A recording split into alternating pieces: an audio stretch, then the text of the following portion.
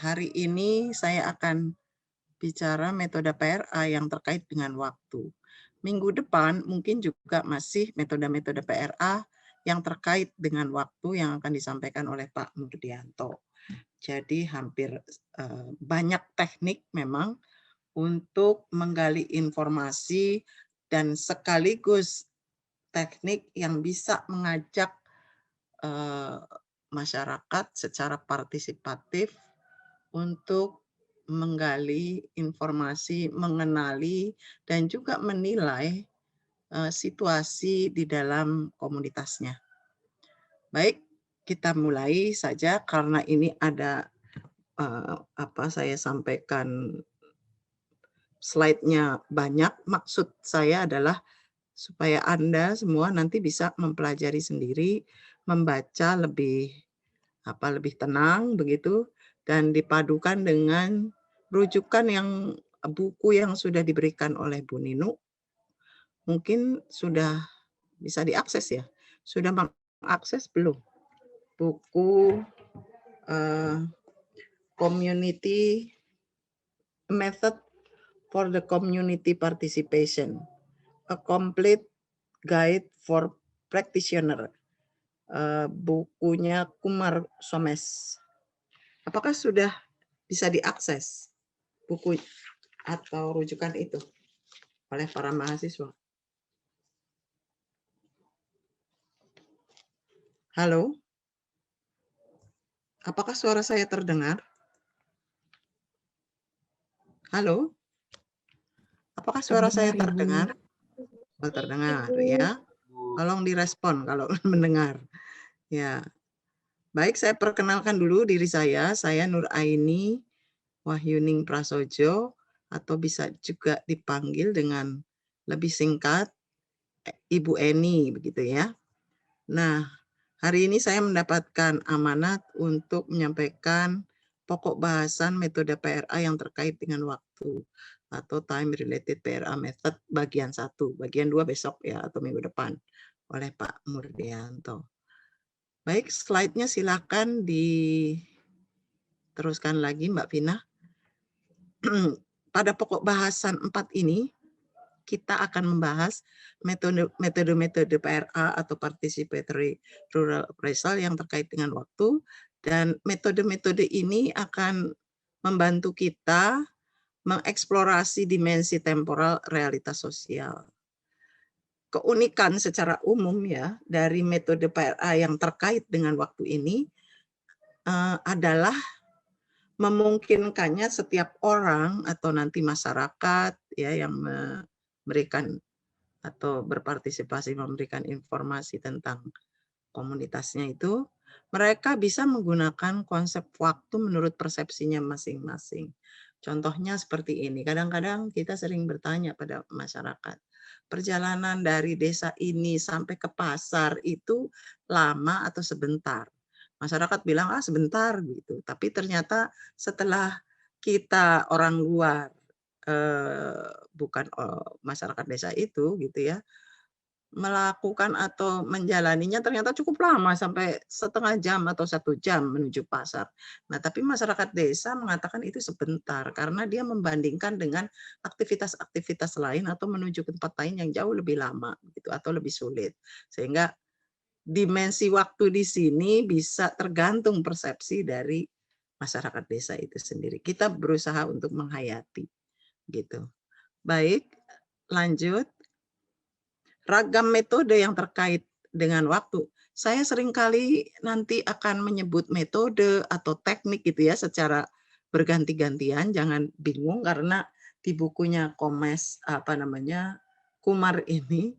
Somes ini sering menyatakannya sebagai metode, tapi saya cenderung menyebutnya teknik karena sudah operasional sekali.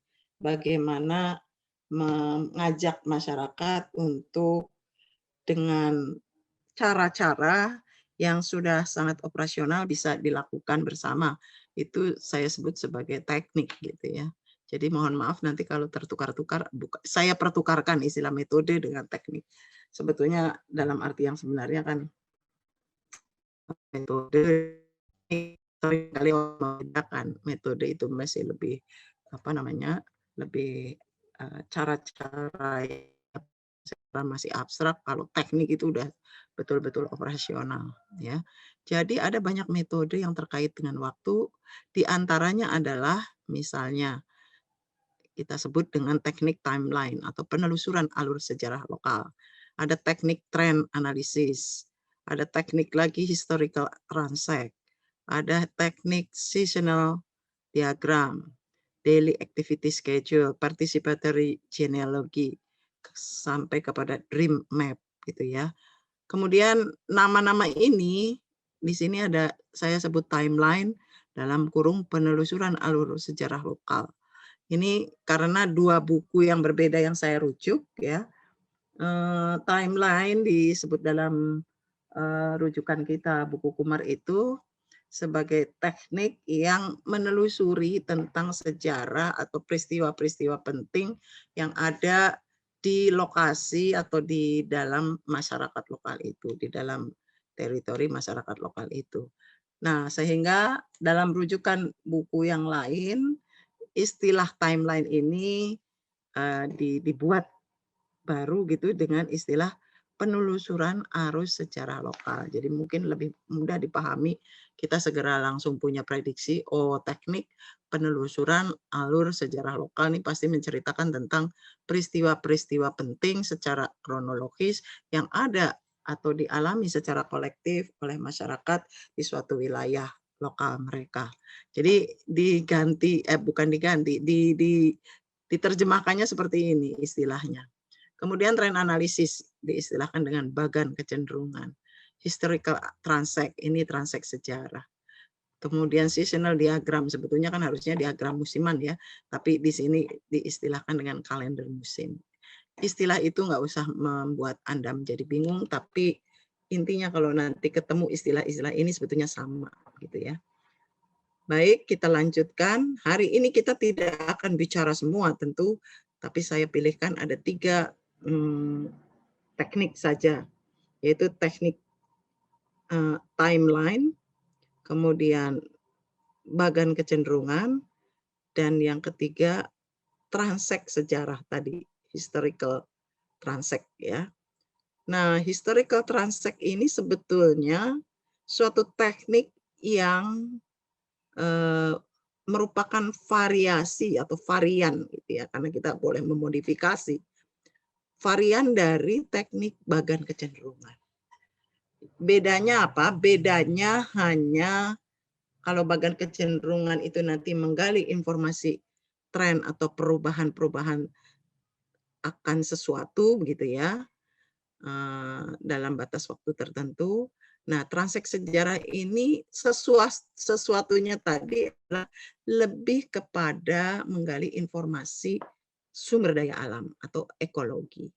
Ya, jadi kalau bagian kecenderungan bisa topik apa saja begitu ya, yang mau dilihat trennya, perubahannya, bisa masalah kesehatan, bisa masalah organisasi, sosial, apa saja yang akan dilihat tren perubahannya. Tentang kelompok sosial bisa juga.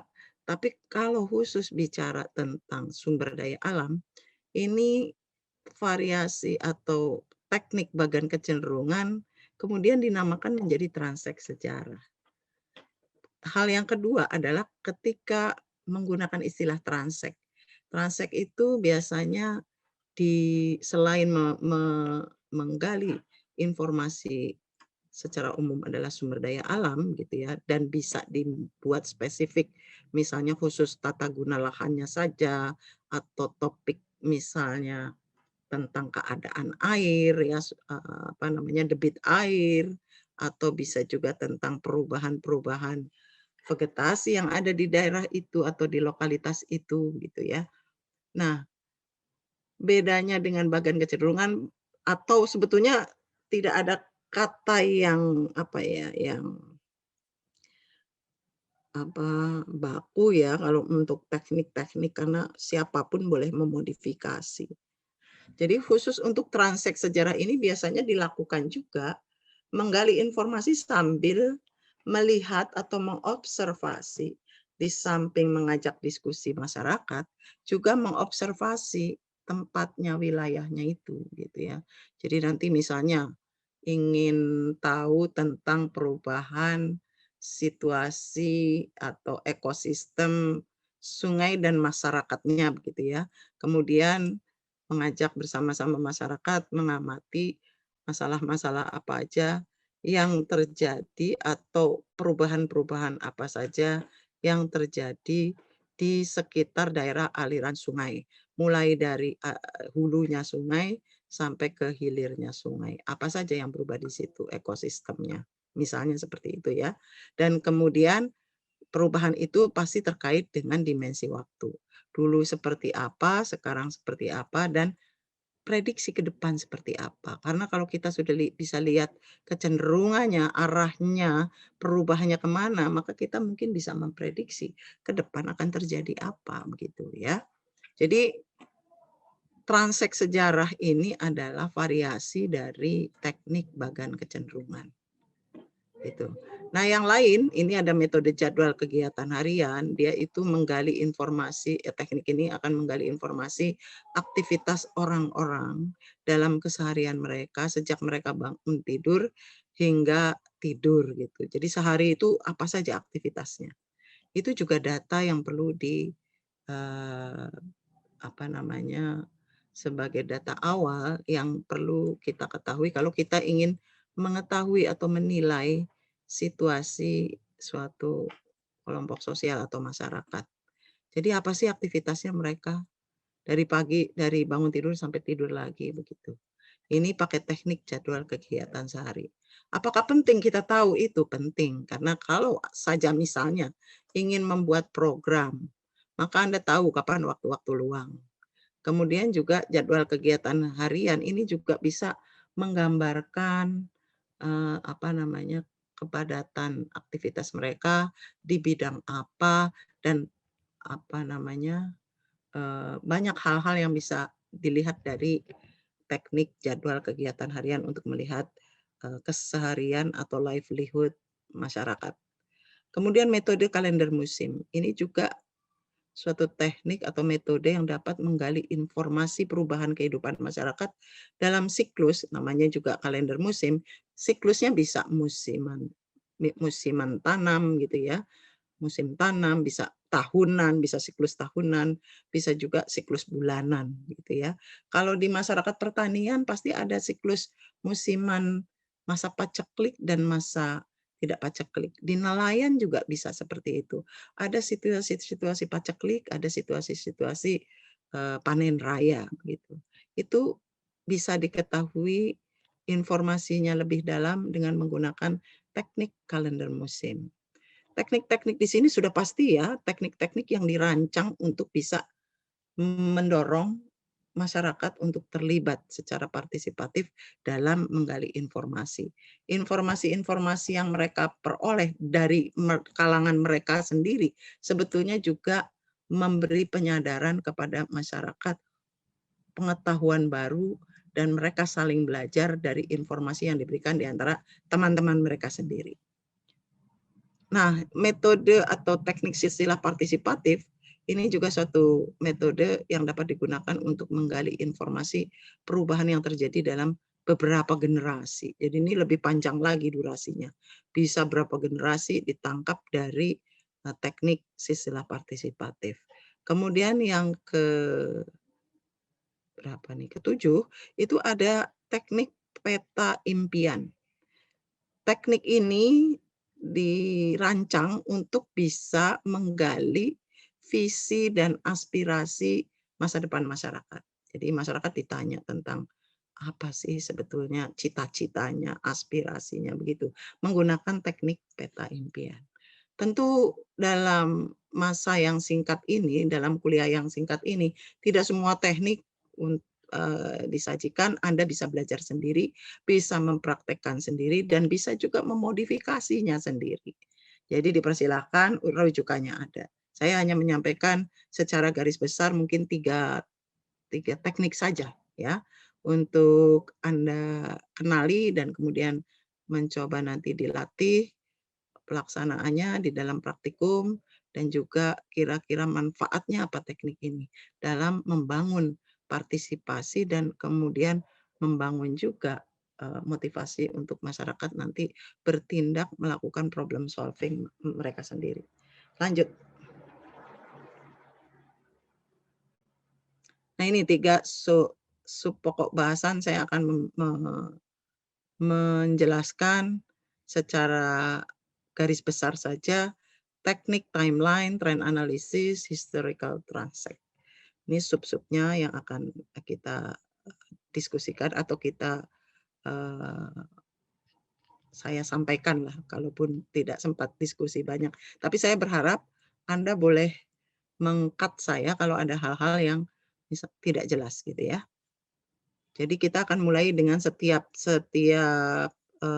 teknik ini kita akan bicara tentang pengertian teknik ini, tujuannya, manfaatnya, kemudian bagaimana caranya melaksanakan, kemudian juga apa sumber atau jenis informasi apa yang dapat digali, kemudian siapa saja partisipannya sebaiknya gitu ya. Dan juga langkah-langkah menyelenggarakan atau memfasilitasi teknik-teknik ini bersama masyarakat. Mungkin itu, silakan lanjut. Pengertian tujuan manfaat penelusuran alur sejarah lokal atau timeline. Nah, teknik ini sebetulnya teknik yang bagaimana? Teknik ini teknik yang berusaha nanti mencatat peristiwa masa lampau yang dinilai penting oleh masyarakat. Masyarakat akan selalu ingat ya secara kolektif pengalaman-pengalaman mereka masa lalu yang membekas atau yang mereka anggap penting.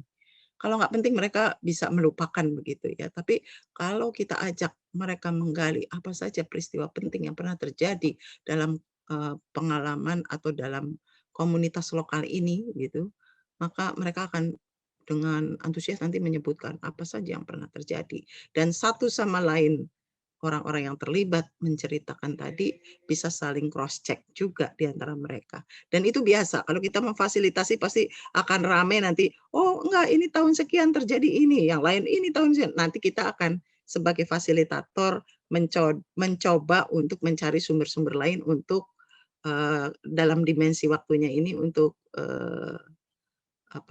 mencoba menambahkan kira-kira keakuratannya itu nanti kita cari juga dengan sumber-sumber lain bukan dari masyarakat gitu ya. Jadi kita bisa diskusi juga dengan orang-orang yang di luar masyarakat. Saya akan menggunakan istilah kalau kita mahasiswa nanti melakukan pemberdayaan pada masyarakat dengan menggunakan teknik-teknik partisipatif, mulai dari mencari data, informasi, identifikasi masalah, sampai kepada mengajak mendiskusikan tindak lanjutnya atau action atau program yang akan dilakukan, saya akan mengatakan Anda sebagai orang luar. Karena bukan masyarakat. Nah, masyarakat itu orang dalam. Jadi istilah orang luar, orang dalam ini jangan sampai pusing, karena kita sedang bicara bagaimana pemberdayaan suatu komunitas atau suatu masyarakat. Masyarakat itu sendiri juga bisa memberdayakan diri mereka sendiri melalui belajar dengan sesama orang di dalam komunitas itu. Mereka lah orang dalam. Kalau kita dari luar datang, nah, kita bukan orang situ, bukan orang lokal, maka disebut orang luar. Fungsi kita apa kalau mau memberdayakan mereka? Kita seharusnya tidak leading, bukan mungkin awal bisa kita yang agak leading begitu, tapi lama-lama kita harusnya bisa melepas tidak mendikte gitu ya, tapi hanya sebagai fasilitator saja. Jadi kita harus menggunakan baju fasilitator, bukan orang yang akan berbuat sepertinya ingin menyelesaikan seluruh masalah masyarakat sendiri, bukan seperti itu. Nah, kembali kepada teknik tadi, teknik timeline ini atau penelusuran alur sejarah lokal ini menggali informasi tentang peristiwa masa lampau dan kemudian disusun secara kronologis dalam periode waktu tertentu. Kemudian peristiwa itu menunjukkan perubahan aspek kemasyarakatan sesuai pandangan masyarakat sendiri. Jadi yang di bold ini nih apa yang perlu kita perhatikan. Jadi peristiwa masa lampau disusun secara kronologis dan peristiwa-peristiwa itu berdasarkan pandangan masyarakat sendiri.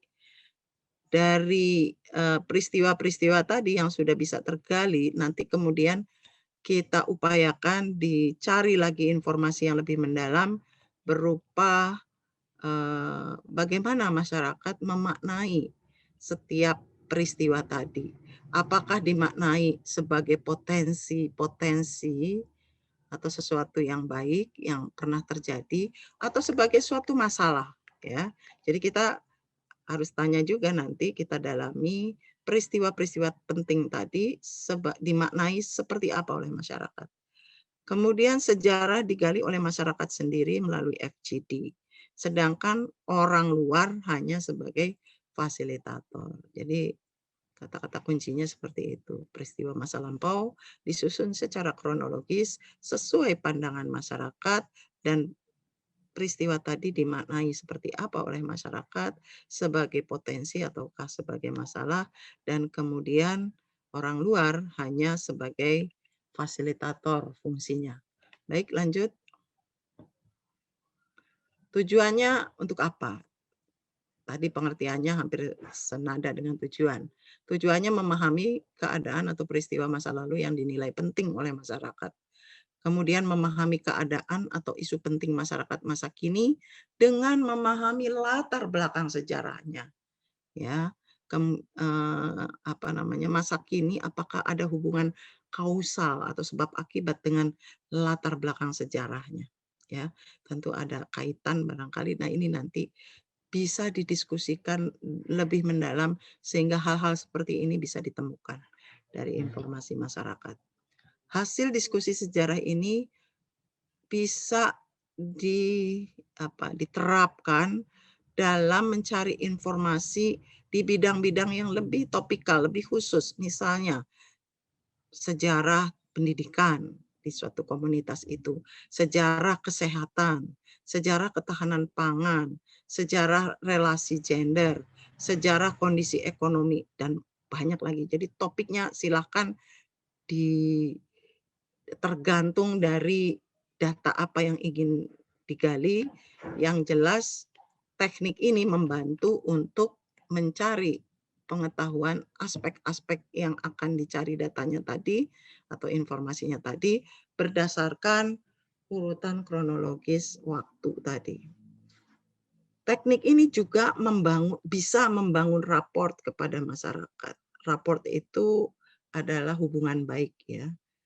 Karena sifatnya yang partisipatif, bisa cair, bisa santai begitu ya, menceritakan tentang masa lalu, apa-apa saja yang terjadi sebagai pengalaman kolektif masyarakat. Maka teknik ini seringkali ya menjadikan masyarakat senang dan akrab satu sama lain gitu ya, terbentuk keakraban di situ. Jadi teknik-teknik yang semacam ini membentuk raport yang lebih dalam, raport atau keakraban, ya.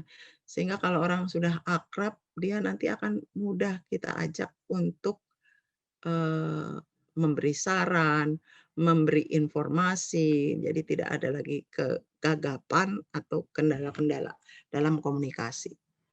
Baik, lanjut. Manfaatnya, ya tentu saja kita jadi tahu, masyarakat desa juga saling belajar satu sama lain dari informasi yang diberikan di antara mereka sendiri. Ada mereka yang sudah tahu, ada yang belum tahu, sehingga interaksi itu menciptakan pengetahuan baru mengenai perubahan-perubahan yang terjadi di dalam masyarakatnya. Masalah-masalah yang ada, cara-cara masyarakat menyelesaikannya, ya. Kalau ada masalah bagaimana mereka menyelesaikannya, itu bisa diceritakan dalam kronologis. Mengetahui hubungan sebab akibat atau kausalitas antara berbagai peristiwa atau kejadian dalam kehidupan masyarakat. Teknik ini juga dapat digunakan untuk memberikan konteks terhadap informasi-informasi lain yang telah ditemukan lebih dulu. Ya, jadi dengan teknik alur sejarah lokal ini nanti diperoleh informasi, dan informasi ini sebetulnya melengkapi informasi-informasi yang sudah digali dengan teknik yang lain gitu. Jadi bisa saling, antar teknik ini bisa saling bisa saling digunakan secara bergantian untuk mendapatkan informasi-informasi yang penting dari masyarakat. Jadi nanti Anda boleh merancang kalau mau membuat suatu pemberdayaan pada masyarakat, ingin melibatkan masyarakat sejak awal, sejak mencari data potensi dan data masalah, kemudian situasi atau keadaan masyarakat di desa itu. Kalau yang terkait dengan dimensi waktu, maka bisa cerita tentang sejarahnya dan prediksi ke depan seperti apa gitu ya. Nah, tentu data-data dasarnya harus dicari dulu. Nah, ketika mencari data itu Anda boleh mempertukarkan, mau pakai transek sejarah, mau pakai bagan kecenderungan, menggunakan alur sejarah lokal, itu silakan gunakan semua teknik gitu ya. Termasuk juga teknik ruang yang kemarin disampaikan oleh Pak Sofyan. Anda misalnya sudah menggunakan teknik apa gitu ya yang terkait dengan ruang, lalu nanti bisa diperdalam lagi dengan menggunakan teknik misalnya saja transek sejarah. Kemarin dalam tata ruang misalnya ya, Anda bisa tahu ada lokasi ini begitu ya.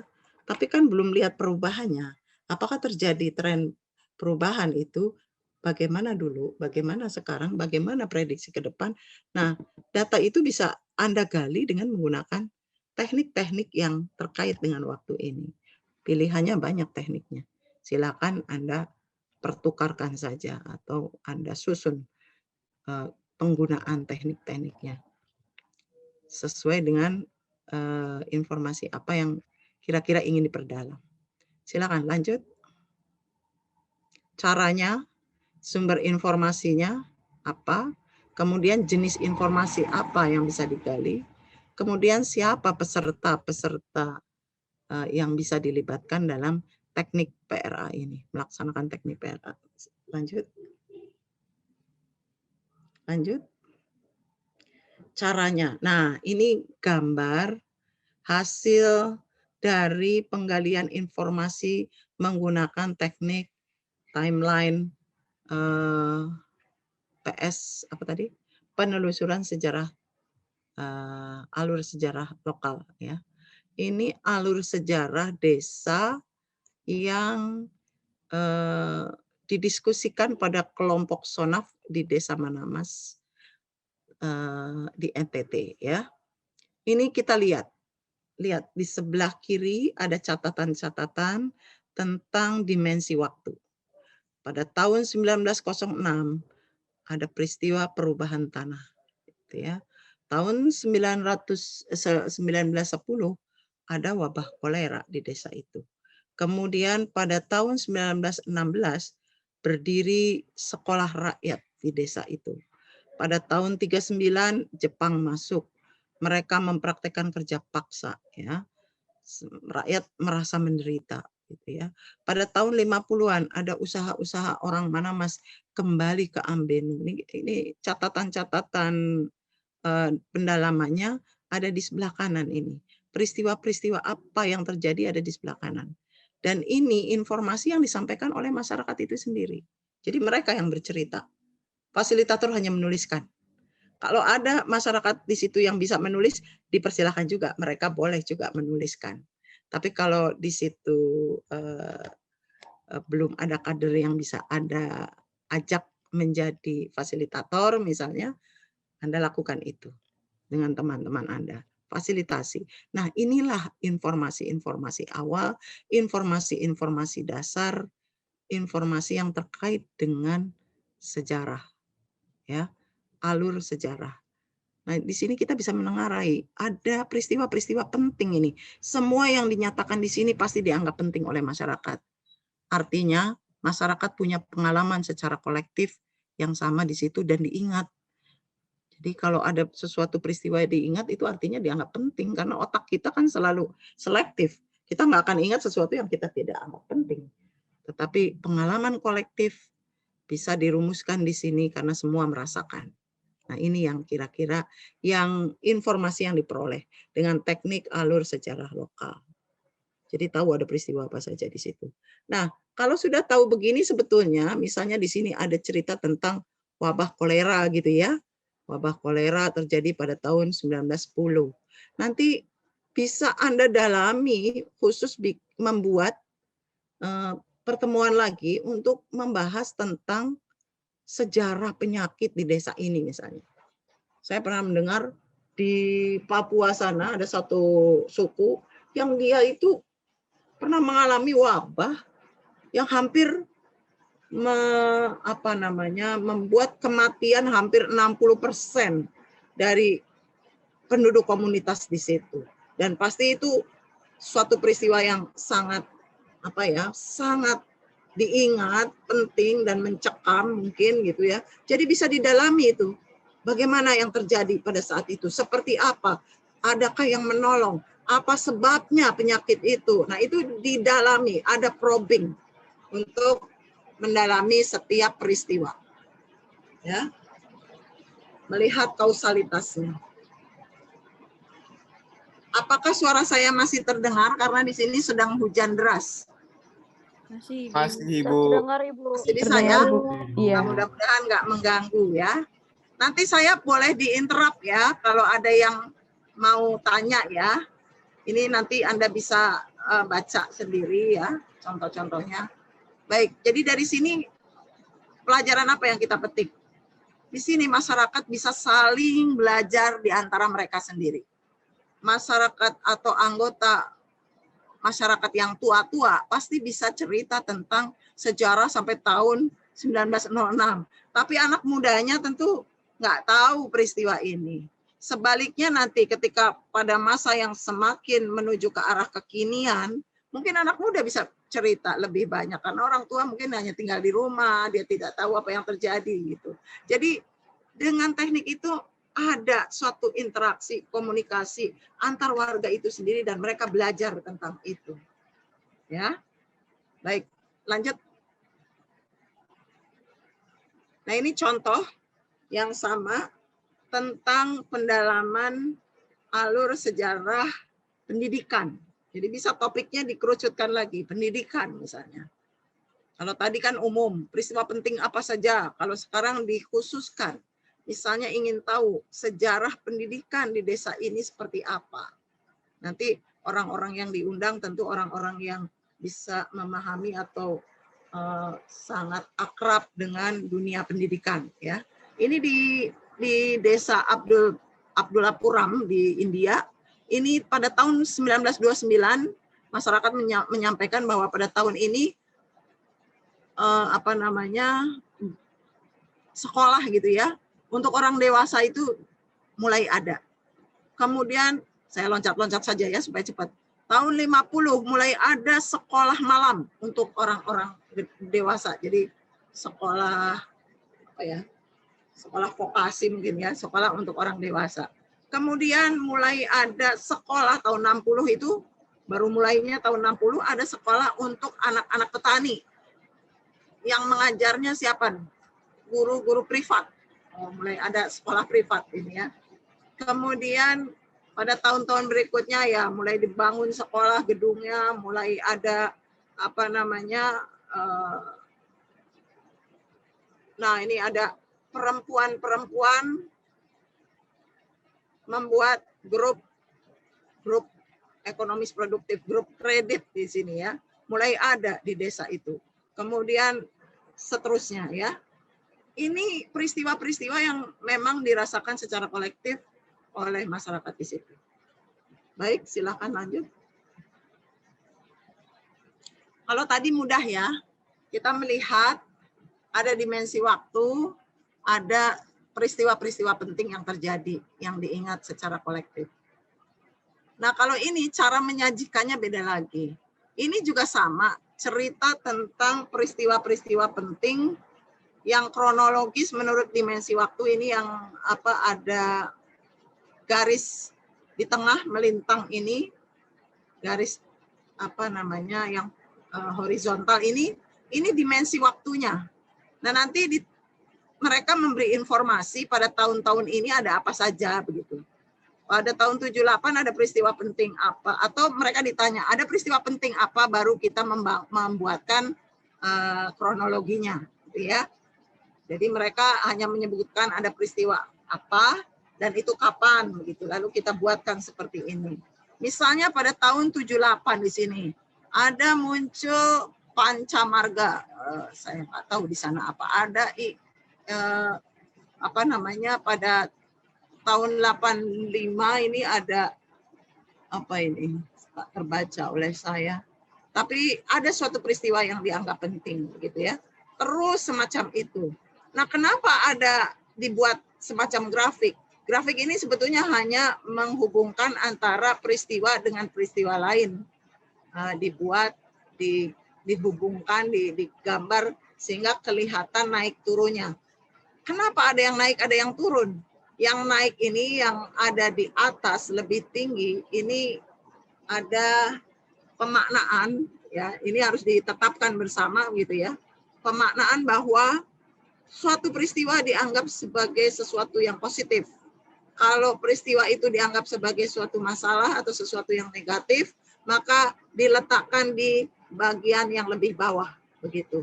Kemudian nanti naik lagi, ada suatu peristiwa penting, tapi ini dimaknai positif lagi. Maka naik lagi, titiknya diletakkan di tempat yang lebih tinggi lagi. Tapi ada yang sampai turun sekali ini di tahun 97 misalnya. Ini peristiwa yang sangat dianggap negatif, dampaknya besar ya, mengenai banyak orang, melibatkan kesengsaraan banyak orang. Dia taruh sampai di bawah sini, sampai di poin 4 misalnya. Tapi untungnya tidak ditaruh sampai poin negatif gitu ya. Di bagian 4 ini. Jadi turun lagi. Nah, grafik semacam ini bisa memberi informasi kepada kita selain peristiwa-peristiwa itu terjadi dalam kronologis waktu, tapi juga memberikan informasi pada kita mana-mana peristiwa yang dianggap positif dan mana-mana yang dianggap membuat masyarakat, peristiwa itu membuat masyarakat menjadi mendapatkan masalah besar gitu. Ini seperti ini gambarnya. Lanjut. Jadi ada banyak cara ya memvisualkan alur sejarah lokal. Ini jenis informasi yang bisa digali. Peristiwa penting, peristiwanya itu sendiri ya bisa digali. Waktu kejadiannya itu kapan, itu bisa digali melalui teknik tadi. Kemudian pemaknaan peristiwanya itu, apakah dimaknai sebagai pengalaman-pengalaman yang positif atau pengalaman-pengalaman yang negatif gitu ya. Mana yang dianggap masalah, mana yang dianggap potensi-potensi pemecahan masalah. Kemudian juga bisa melihat besarnya dampak suatu peristiwa. Ya. Ada kan kalau krismon itu mungkin dampaknya bisa mengenai kepada orang yang lebih banyak. Tetapi gagal panen mungkin hanya dirasakan oleh petani saja, kelompok petani saja begitu. Jadi tergantung dampaknya ini mengena ke banyak orang, sangat banyak orang di komunitas itu hanya kelompok sosial di dalam masyarakat, kelompok sosial tertentu di dalam masyarakat itu. Nah, itu pun bisa tergali dari alur sejarah lokal. Jadi ketika kita menyusun itu atau kita memfasilitatori masyarakat membuat alur sejarah lokal, kita harus juga punya amunisi untuk bisa bertanya pendalaman. Sehingga mereka tergali informasi-informasi lebih dalam. Tidak hanya peristiwa penting atau kronologinya, tetapi juga hal-hal yang berkaitan dengan peristiwa itu sendiri. Peristiwa itu mengenai siapa, apakah kejadian itu dianggap sebagai sesuatu peristiwa yang sangat berdampak luas, ataupun apapun ya, bisa terjadi kepada siapa, apakah golongan lansia, ataukah hanya golongan masyarakat petani, ataupun apa gitu ya. Itu jadi bisa didalami terus dalam diskusi-diskusi pendalaman data-data alur sejarah lokal. Ya, termasuk juga informasi tentang sebab akibat suatu peristiwa. Itu bisa kita ajak masyarakat untuk mendiskusikan. Kalau tadi ada wabah kolera misalnya di suatu desa pada tahun sekian, itu bisa kemudian kita dalami dengan mengajak masyarakat mendiskusikan kira-kira apa ya sebabnya sehingga di situ ada kolera. Apakah karena sanitasinya kurang baik atau karena apa ya? Itu bisa didiskusikan sehingga terbuka insight baru dari pencerahan baru ya dari warga itu memandang suatu peristiwa dan kemudian itu kita catat dan catatan-catatan itu kita berikan lagi kepada warga masyarakat sehingga mereka lebih sadar sekarang, oh begini keadaan desa saya sebetulnya. Gitu, lanjut. Ini contoh-contoh jenis informasi. Bisa tadi terjadinya wabah penyakit, bagaimana tren atau bagaimana sejarah wabah penyakit misalnya. Atau pengelolaan sumber daya alam, bagaimana pengelolaan dulu di sini di desa ini 10 tahun yang lalu misalnya masih menjadi desa yang hijau, tapi kok sekarang menjadi kering kerontang, menjadi seperti gurun. Apa itu? Ada gejala sosial apa? Ada sebab akibatnya nggak dengan peristiwa yang lain misalnya. Gitu ya. Jadi kira-kira seperti itu. Sejarah penyakit gitu ya tadi sudah saya katakan. Saya sendiri di Bogor ini misalnya. Saya datang ke Bogor itu sekitar tahun 80-an. Sekarang tahun 2020 begitu. Sudah hampir berapa tahun? Hampir 40 tahun ya. Hampir 40 tahun. Perubahan yang saya rasakan besar sekali di Bogor. Dalam hal ekologi misalnya, dalam hal cuaca. Dulu di Bogor itu kalau pagi dingin sekali. Ketika saya baru menjadi mahasiswa di IPB. Pagi-pagi jam 7 belum berani mandi, masih dingin sekali gitu ya. Tapi sekarang kalau kita lihat di Bogor di mana-mana daerah Bogor rasanya sudah panas gitu. Jadi itu kan ada satu perubahan dari tahun 80-an menjadi tahun 2020 dalam hal suhu saja berubah. Kemudian mulai banyak transportasi, gaya orang hidup, cara berinteraksinya, semuanya berubah. Bangunan-bangunannya, dulu saya ingat bangunan gedung cuma satu yang baru dibuat dan itu pun diprotes, yaitu gedung ini di Baranang Siang tuh ada gedung Siloam ya, yang jadi rumah sakit itu dulu namanya Internusa. Dulu gedung yang besar cuma itu, tapi coba kalau kita lihat sekarang semuanya sudah berderet menjadi gedung-gedung tempat orang apa namanya bahkan orang berwisata dari luar daerah begitu mengunjungi itu. Dulu ketika saya mahasiswa gedung cuma Internusa itu yang sekarang menjadi Siloam dan itu pun waktu mau didirikan diprotes pula karena takut mengubah air tanah atau merusak kebun raya gitu karena tersedot air tanahnya untuk pemakaian aktivitas di gedung itu. Itu seperti itu dulu. Begitu menjaganya orang. Tapi kalau sekarang mungkin secara ekologi udah berubah sekali gitu. Itu kira-kira ya kalau ditanya tentang perubahan atau alur sejarah yang diingat oleh kolektivitas. Lanjut. Siapa partisipannya? Ada dua kelompok ini ya, ada tim fasilitator dan ada warga masyarakat. Tim fasilitator ini biasanya orang luar, ya orang luar tuh Anda kalau menjadi penggerak perubahan di suatu desa, atau Anda sendiri sebagai bagian dari warga masyarakat, itu juga bisa memfasilitasi, gitu ya.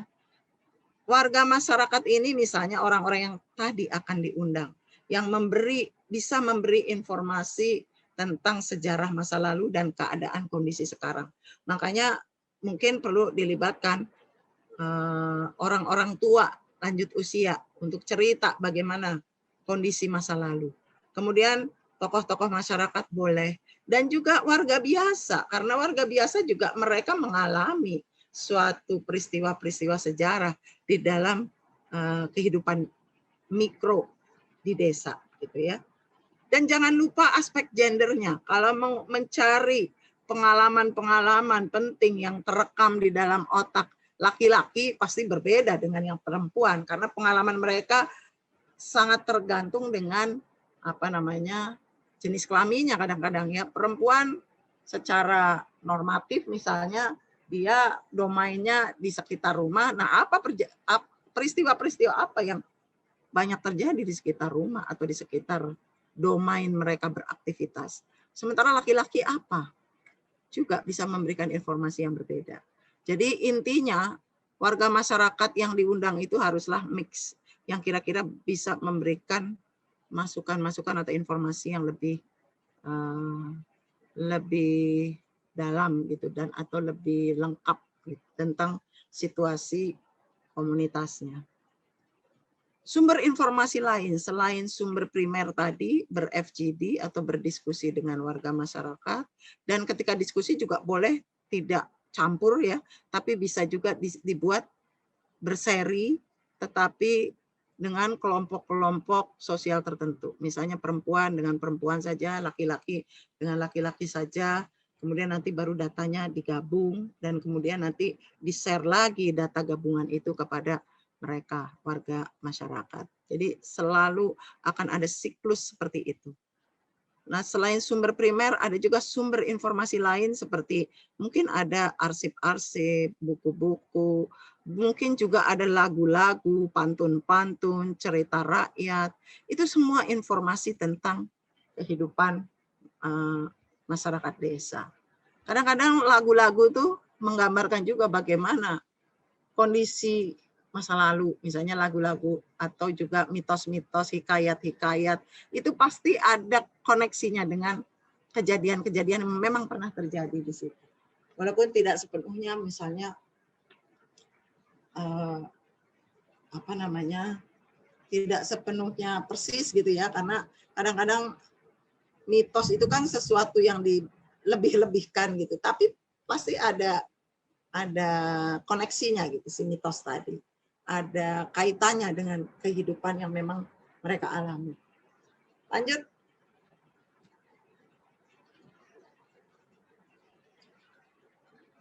Langkah-langkahnya memfasilitasi alur sejarah lokal.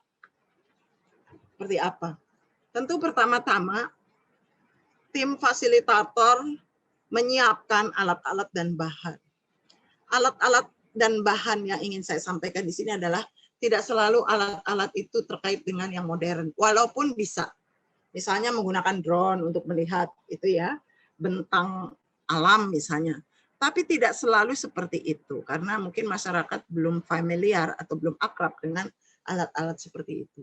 Bisa digunakan dengan flip chart, spidol saja mungkin bisa ya untuk menggambarkan atau memvisualisasikan cerita-cerita atau informasi mereka tadi.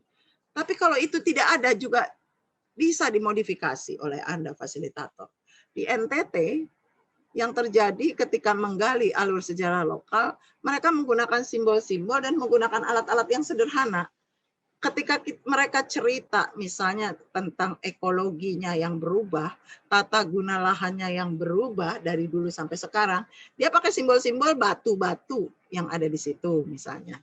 Atau dengan misalnya dengan daun-daun gitu ya, yang bisa menggambarkan, dan digambarnya di tanah. Itu bisa aja terjadi seperti itu. Jadi gunakan alat yang memang ada, tidak menyulitkan dan familiar bagi masyarakat ya. Kemudian yang kedua tentu ada mengidentifikasi siapa yang mau diundang. Kemudian undang mereka. Ya, ada persiapannya seperti itu. Mungkin di antara fasilitator juga harus mempersiapkan diri bagi tugas. Nanti siapa yang akan memfasilitasi, siapa yang akan ngajak ngomong gitu ya, atau menggali informasi lebih dalam dengan pertanyaan-pertanyaan, siapkan pertanyaannya. Ada fasilitator lain yang nanti bertugas mengamati prosesnya, karena dalam diskusi seringkali ada orang-orang yang ingin mendominasi, sehingga orang lain menjadi sungkan untuk bicara. Nah, kalau ada peristiwa-peristiwa seperti ini, fasilitator pengamat proses, dia bisa mengendalikan situasi misalnya dengan mengajak orang yang terlalu dominan tadi diajak untuk melakukan hal lain, sehingga yang lain tidak terintimidasi begitu. Atau juga pencatat itu juga penting. Pencatat semua informasi itu dicatat seperti notu list gitu ya. Nah, tulis itu mencatat semua, bahkan merekam juga. Cuma kalau rekaman itu susah nanti digambarkan. Yang bagus adalah dicatat, kemudian nanti divisualkan, dirubah menjadi visual, dan nanti kemudian data-data atau informasi itu dibagikan balik kepada masyarakat. Masyarakat yang diajak diskusi maupun masyarakat yang lain. Lanjut. Nah, ini tahap pelaksanaan ya. Ketika mau membuat atau menyelenggarakan teknik, menyelenggarakan pertemuan untuk menggunakan teknik alur sejarah lokal, pertama tentu orang-orang yang diajak bicara itu diberitahu maksud tujuan dari menyelenggarakan pertemuan itu, atau maksud tujuan dari diskusi arus sejarah lokal. Ya, ini untuk apa, mengapa harus dilakukan, dan sebagainya. Kemudian barulah masuk kepada mari kita sama-sama menggali informasi, dan semua orang punya kesempatan yang sama untuk memberikan, untuk berkontribusi, memberi informasi. Gitu. Bukan hanya kelompok orang tua saja, tapi yang muda juga boleh. Tidak hanya yang laki-laki saja, tapi yang perempuan juga boleh berpartisipasi. Kemudian menyepakati tanda-tanda yang nanti akan mereka gambar. Misalnya bentuk-bentuk bangunan itu digambarkan dengan cara bagaimana gitu ya. Kemudian tadi kan di contoh gambar tadi ada gambar apa? Belum banyak contoh gambar di situ ya, baru diceritakan secara verbal ya, ditulis begitu. Tapi bisa juga membuat kesepakatan-kesepakatan tanda-tanda, karena untuk orang yang tidak bisa baca tulis, jangan sampai mereka nggak bisa partisipasi, tidak mengenal simbol huruf. Jadi bisa dibuat simbol-simbol lingkaran besar, sedang, kecil, untuk menceritakan bahwa peristiwa itu maknanya besar, sedang, kecil, pengaruhnya kecil pada masyarakat. Gitu. Ada makna positif, ada makna negatif, tandanya apa, sepakati itu. Nah, barulah membuat suatu bentuk matriks yang tadi ada contohnya. Dengan kolom, yaitu ada kolom tahun, kolom peristiwa-peristiwa apa yang dianggap penting, kemudian kolom yang menunjukkan atau menilai, atau ketika diskusi nanti muncul informasi-informasi, misalnya peristiwa ini dimaknai sebagai suatu peristiwa yang mengandung masalah. Peristiwa ini potensi misalnya gitu ya. Jadi itu bisa dibuatkan dalam bentuk matrik. Lanjut. Ini contoh matriknya. Seperti ini ya. Jadi waktu mau Anda ajak ngobrol, Anda sebagai fasilitator, kemudian Anda tanya, peristiwa apa yang pernah terjadi yang Bapak Ibu anggap penting pernah terjadi di sini. Lalu mereka nanti akan menceritakan apa-apa. Kemudian Anda tanya, itu kapan terjadinya? Tahun berapa? Kalau mereka tidak ingat tahunnya persis, karena masyarakat yang udah tua-tua, ya, warga desa yang udah tua, biasanya tahun menjadi nggak jelas. Nah, Anda bisa membantunya dengan jembatan misalnya, peristiwa setelah, misalnya mereka mengatakan, itu peristiwanya setelah terjadi gunung meletus. Wabah ini pernah terjadi setelah peristiwa Gunung Galunggung meletus misalnya. Maka Anda bisa bantu dengan, oh, itu ketika Gunung Galunggung meletus itu kan tahun sekian. Oh, peristiwa wabah ini dekat-dekat dengan tahun itu. Anda bisa ikut cari, apalagi sekarang sudah ada googling gitu ya. Anda bisa cari. Jadi harus ada jembatan-jembatan yang Anda gali untuk Anda tanyakan kepada masyarakat yang berkaitan dengan dimensi waktu. Jadi kalau mereka tidak ingat waktunya kapan, cari saja peristiwa-peristiwa penting yang kira-kira dikenal oleh orang situ juga, yang tahunnya itu Anda tahu. Gitu. Contohnya tadi, peristiwa wabah dekat-dekat dengan ketika gunung meletus waktu itu, Gunung Galunggung meletus. Nah itu kan, jadi Anda bisa membayangkan ada di sekitar tahun 80-an. Gunung Galunggung itu meletus tahun 80-an misalnya. Tahun 8 berapa ya? 82 atau 83 gitu, sekitar itu gitu. Ya, baik, lanjut. Nah, ini contoh bagaimana menyelenggarakan PRA, menyelenggarakan teknik pertemuan untuk membuat teknik apa tadi penelusuran alur sejarah, tapi dengan cara yang berbeda. Nanti ini Anda baca saja, ini variasinya bisa disusun seperti tadi, seperti grafik. Ya, lanjut. Grafiknya seperti ini. Lanjut. Nah, ini kan tadi ada garis horizontal menggambarkan tahun-tahun, kronologi tahun. Dari yang 0 ini tahun yang lebih lama sampai yang ke sini tahun sampai ke arah kanan tahun yang lebih mendekati saat ini gitu ya. Atau bisa juga ditambah dengan tahun prediksi ke depan, boleh. Nah, tapi kemudian ada garis horizontal itu. Dari 1 sampai plus 10 dan dari 0 sampai minus 9. Nah, yang minus-minus itu menggambarkan mungkin ada skala peristiwa yang dianggap oleh masyarakat sangat-sangat bermasalah gitu. Itu diletakkan di bawah. Sementara tadi yang dianggap sebagai potensial, yang positif, yang baik, peristiwa itu menjadi potensi-potensi keadaan yang menggambarkan baik, itu ditaruh di bagian atas. Sehingga nanti grafiknya akan, kalau dihubung-hubungkan, akan menjadi grafik yang ada naik turunnya. Itulah siklus kehidupan yang dirasakan oleh masyarakat dari peristiwa-peristiwa penting yang mereka ceritakan. Lanjut. Ini ya contoh, kita tadi sudah lihat. Lanjut. Contoh grafiknya. Nah, bagaimana kalau kita memfasilitasi dan kita ingin melakukan probing atau pendalaman terhadap kejadian yang tadi kan baru disebutkan saja peristiwanya ini. Tapi kalau kita dalami lagi, kita bisa menggali informasi yang lebih dalam. Caranya dengan bertanya, misalnya ini panduannya seperti ini, boleh dirubah, boleh dirinci, boleh dirubah bahasanya juga.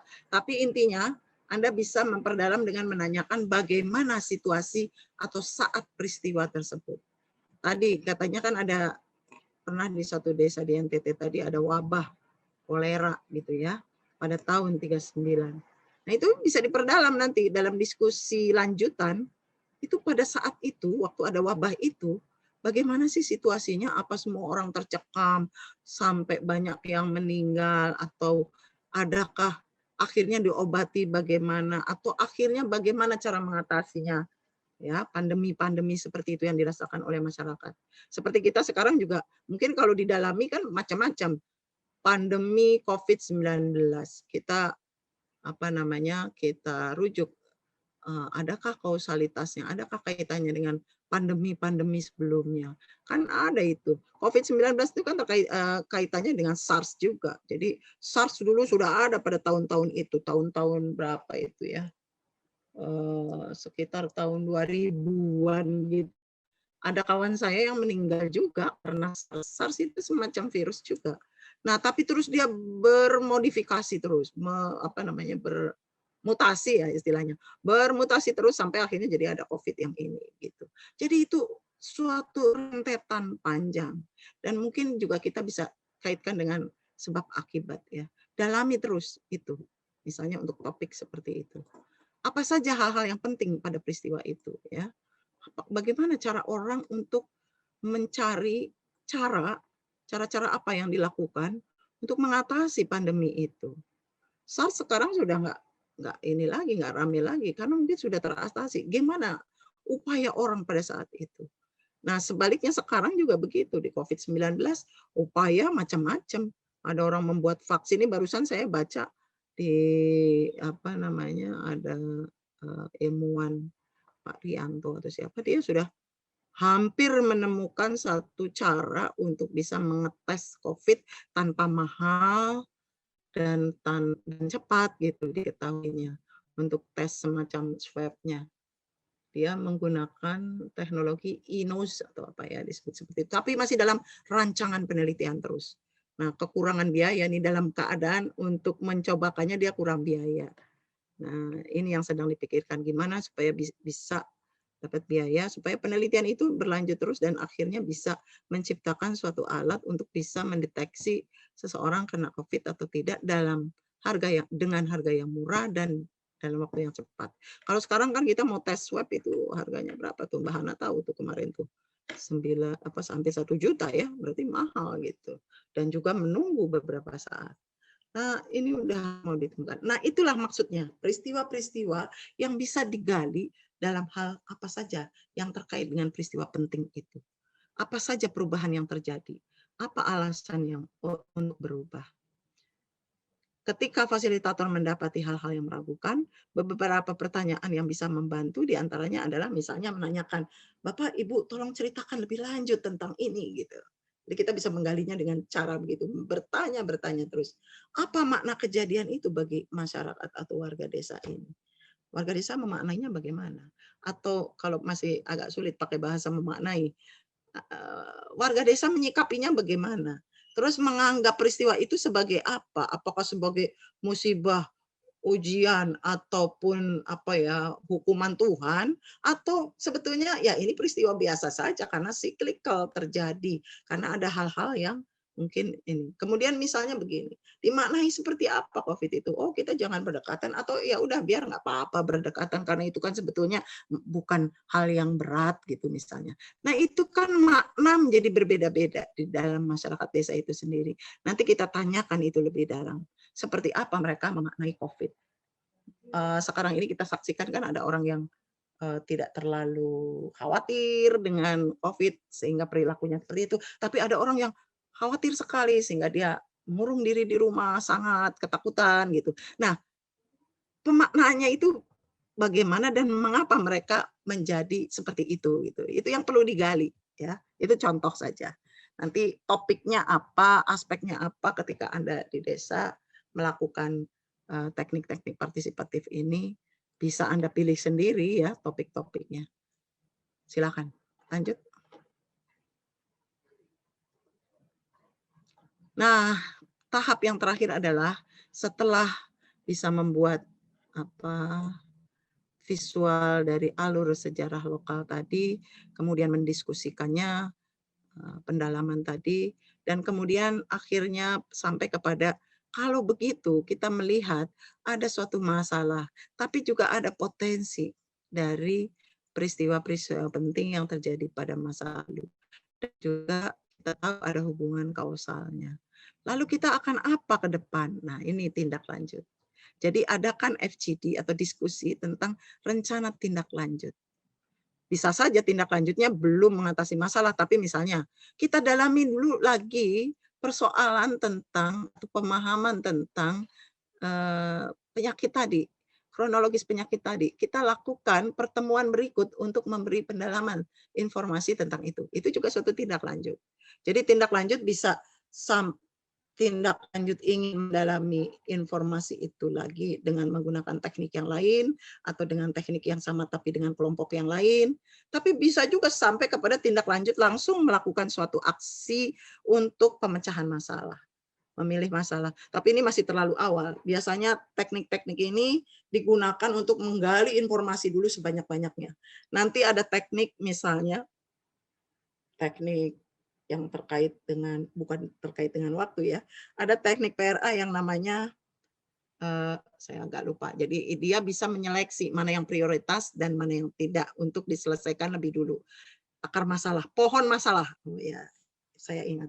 Pohon masalah, ada teknik pohon masalah. Itu untuk menggali masalah mana yang akan diselesaikan lebih dulu yang memungkinkan dilakukan dengan sumber daya yang ada gitu dari masyarakat.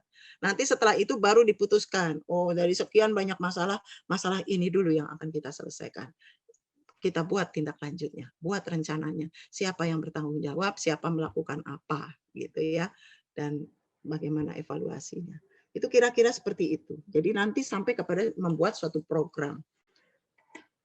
Lanjut.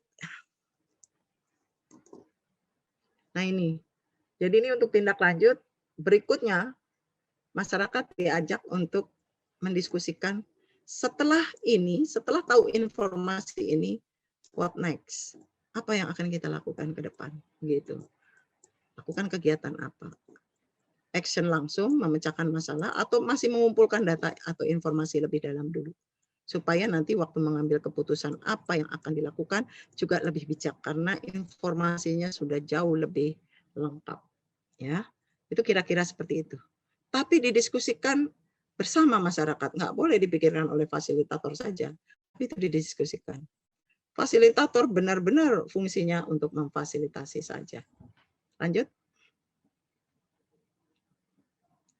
Nah, ini adalah teknik bagan kecenderungan. Apa itu teknik bagan kecenderungan? Lanjut. Dia adalah teknik atau metode yang dapat menggali informasi, kecenderungan, dan perubahan berbagai keadaan atau kejadian, serta kegiatan masyarakat dari waktu ke waktu. Hampir sama ya dengan penelusuran alur sejarah, tapi kalau alur sejarah tadi peristiwa-peristiwa tertentu yang ada di desa itu misalnya. Tapi kalau bagan kecenderungan mungkin kita sudah bisa lebih spesifik. Langsung menembak kepada aspek apa misalnya gitu ya yang akan kita lihat. Dari besarnya perubahan atau kecenderungan hal-hal yang diamati, bisa kecenderungannya berkurang, bisa tetap saja atau bisa bertambah gitu ya. Ini kecenderungan kan bisa antara itu, bisa tetap aja. Ke depan tetap aja situasinya seperti ini. Atau ada situasi yang makin negatif atau akan makin positif gitu ya. Nah, gambaran apa yang diamati ini adalah adanya perubahan dan kecenderungan umum yang akan berlanjut ke depan. Bahkan kecenderungan digali oleh masyarakat sendiri via diskusi. Orang luar hanya bertindak sebagai fasilitator. Lanjut. Tujuannya untuk apa? Teknik bagan kecenderungan atau analisis, tren analisis ini. Untuk mengenali berbagai perubahan yang terjadi dalam berbagai bidang kehidupan. Dalam jangka waktu tertentu, di masa lampau, pada saat ini, dan prediksi masa yang akan datang. Kemudian juga untuk melihat hubungan antara berbagai perubahan. Jadi itu nanti munculnya ketika dalam diskusi, baru tahu ada hubungan-hubungannya itu dalam persepsi masyarakat, hubungan itu apa yang terjadi. Seperti Anda bicara sebab akibat gitu ya. Ini peristiwa ini ada nggak penyebabnya? Kalau ada penyebabnya, setelah peristiwa ini sebabnya apa dan kemudian juga akibatnya apa gitu. Nah, membaca dalam arti menganalisis atau memperkirakan arah kecenderungan umum dalam jangka panjang dengan cara menggabungkan berbagai perubahan yang terjadi di suatu wilayah ke dalam sebuah bagan yang kita sebut bagan kecenderungan. Nanti gambarnya seperti apa kita lihat. Grafik perubahan atau kecenderungan yang menunjukkan pandangan-pandangan masyarakat tentang situasi yang telah, sedang, dan akan terjadi. Ini akan bermanfaat, ya, si grafik perubahan ini nanti akan bermanfaat dalam perencanaan kegiatan.